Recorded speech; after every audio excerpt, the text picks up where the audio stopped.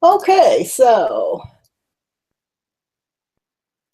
I'll talk a little bit first about, kind of what to expect, the requirements for the course and stuff, and then a little bit about the week one assignment. So, okay, most assignments are due, and the videos are usually due on Thursdays, midnight Eastern Standard Time, or Eastern Daylight Time, actually. But this first week, because you haven't had the weekend to work on it, I give you a little extra time, so they do this week on Saturday, midnight Eastern Daylight Time. Okay, just lost my list.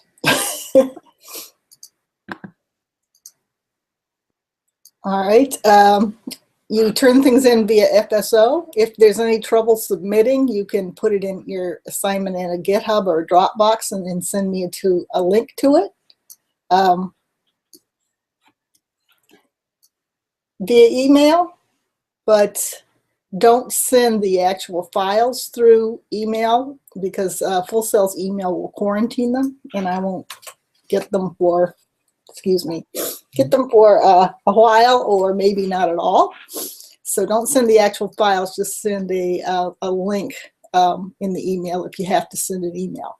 Usually you should be able to turn it in via FSO as long as it's up and running correctly.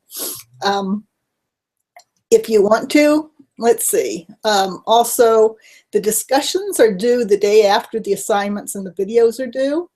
So this week they'll be due on Sunday, also midnight Eastern Daylight Time.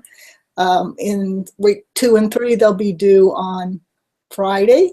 But the last week, they're due the same day as the assignment and videos, which is Thursday, because I need to start getting the grades together.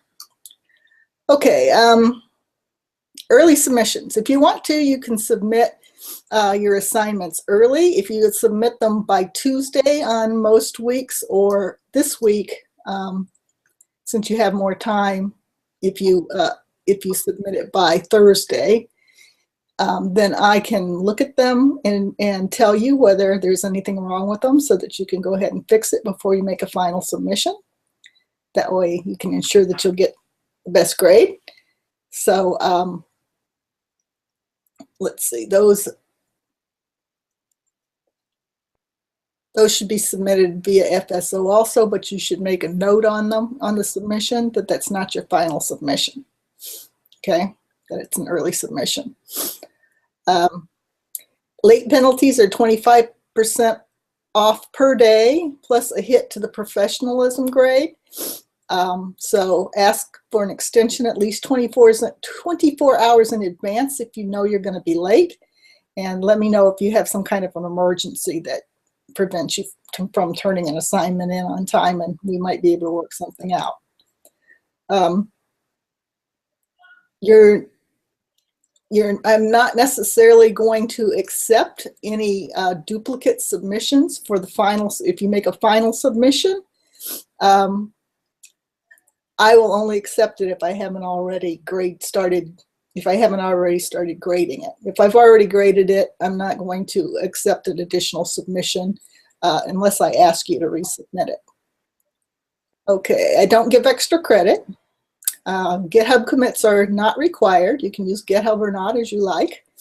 You want to be sure to include all your resources in the project folder, including your images. A common mistake is to have your images someplace else on your computer, and it runs fine on your computer, but then when you go to send me the project, you zip and send me the project file and the project folder, and if your images aren't in that project folder, then of course I can't see them.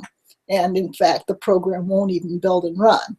So be sure that you've got all your images in the project folder. You can do that by making sure that you click on the copy option when you bring images into your project.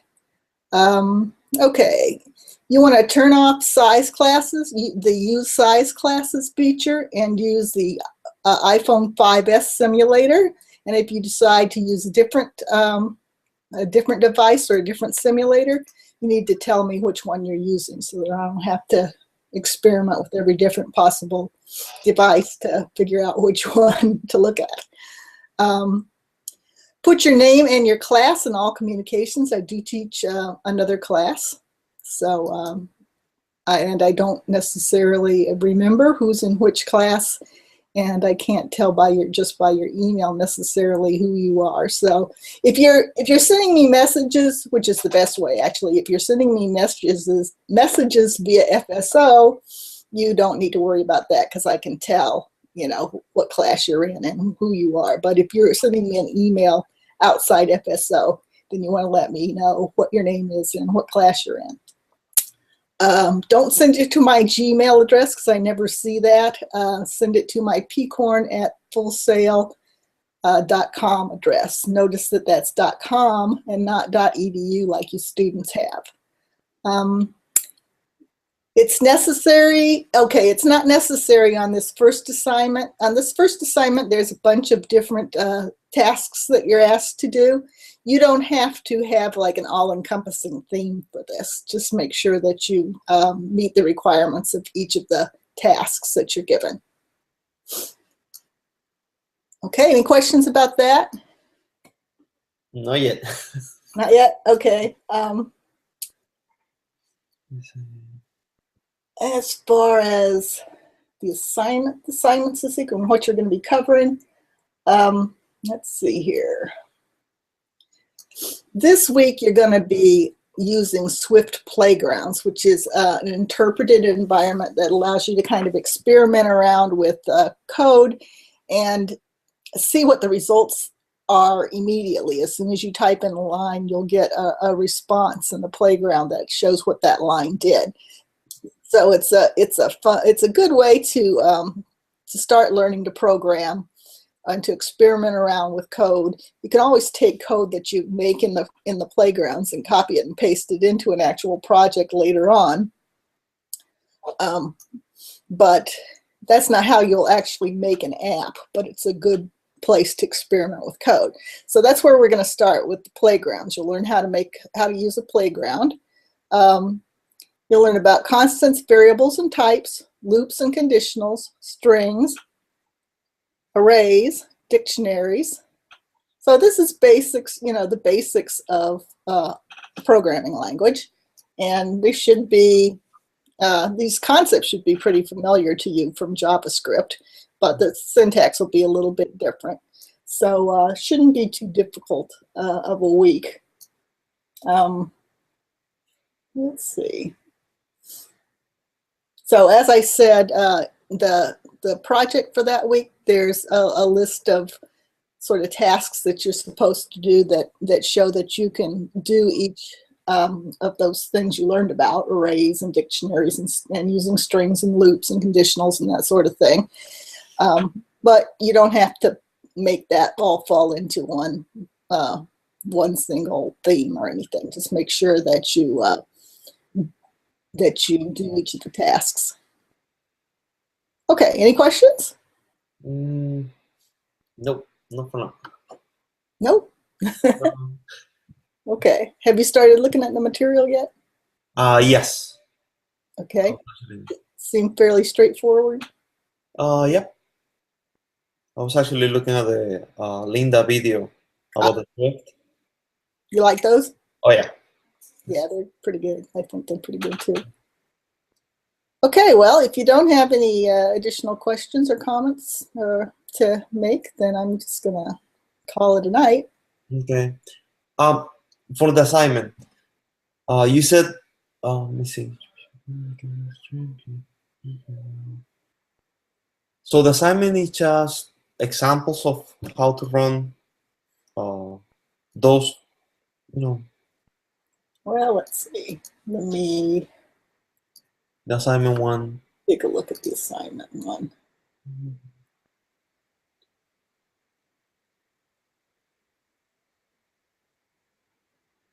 So it'll be one file with all of those examples.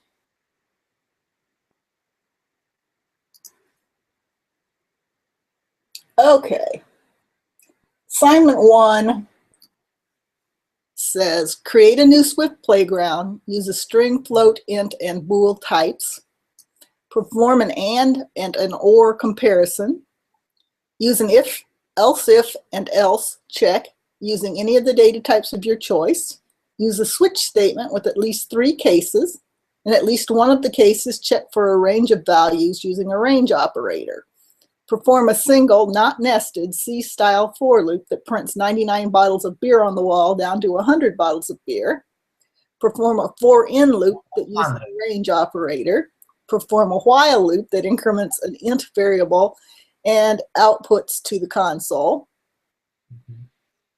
I see I didn't capitalize int there, which I should, because you have to capitalize it in Swift or it doesn't work. Okay. Perform a do while loop that increments an int variable and outputs to the console. Perform a nested for loop, printing out values. A nested loop is one loop inside another loop and is not a loop inside an if statement or an if statement inside a loop. Create an array and fill it with at least 5 items. Use a for-in loop and a print line statement to print out the items in the array. Create a dictionary that contains the names of songs for the keys and the artists that perform them for the values. Perform a for-in loop and a print line statement to print out for each song artist pair in your dictionary. The song is performed by the artist. Do not use break statements to escape from loops early unless you have a compelling reason to do so. All your loops should run through more than one iteration. It's pointless to have a loop hard-coded that always runs through only one iteration, because in that case you don't need a loop. And there's a rubric for that assignment that you can look at too to make sure that you do everything correctly. So that's a list there of 14 things. And as I said, the different tasks you don't have to have an overriding theme that covers all those things. You can just do each separate item, you know, as its own piece without trying to tie it in with the others. Okay. Okay? Yeah. Should be doable. All right. If you have any trouble, let me know. Will do. Thank you. Okay. Good night. Good night.